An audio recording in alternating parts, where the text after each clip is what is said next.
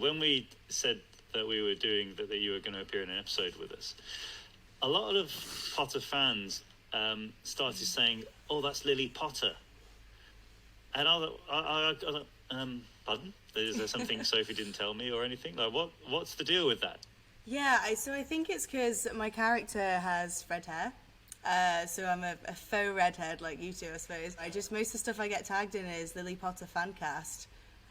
So just, yeah, apparently I'm Harry's mum, and one day, who knows when, if there is the sort of prequel to the movies, I'll put the red wig back on and kind of do that. But yeah, I think it's just always been sort of rumoured about, and then it's just kind of snowballed a lot, I think, over the years. There's a lot of photo edits of Brianna changing into Lily.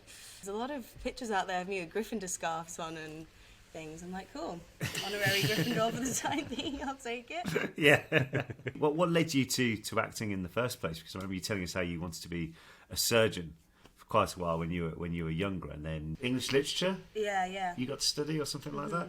And then going on to acting. But how did all that shape it's sort of polar opposite, isn't it? So I started out, I was a ballet dancer I started at the age of 2, and then I did sort of tap, modern jazz, hip hop, all that kind of thing, and then loads of musical theatre. So I was always used to doing plays and musical theatre on stage and stuff. And then I kind of just didn't like how you have to make everything bigger. As you guys know, the acting style on stage, you have to make it bigger so that the audience can see it, whereas screen's just a lot more discreet. So I kind of just started doing a little bit of screen work, and then I was still studying at the time. So by the time I sort of got my first professional acting job, I was like 15, 16, I think. But then continued my studies, and because I wanted to still do surgery, I studied medicine. I did like biology, chemistry, maths, English, further maths. And then everyone used to laugh at me in school because obviously doing chemistry, maths and further maths. I'm just going to choose the hardest subjects, is that the... Yeah, it was quite a geeky thing to do, but because I did English, they all used to laugh at me in chemistry, because they were like, oh, can't believe you're doing English instead of physics, like, so I was sort of the odd one out, and then... We definitely went to different schools, Sophie, I've got to be honest with you, definitely went to different schools. And then...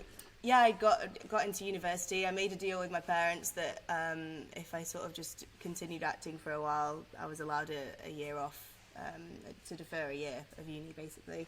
And it kind of just went from there. One deferral became 3 years deferring, and then I finally called them and said I'm not going. I was working so much by that point that I just kind of thought, actually, I don't really fancy going to university for 7 years and having debt when I could just keep working, really. And I love it. I mean, I love my job. I love going to set every day and love the intensity of it. But I do still miss the medical side. And so actually in lockdown I did, you can do courses online.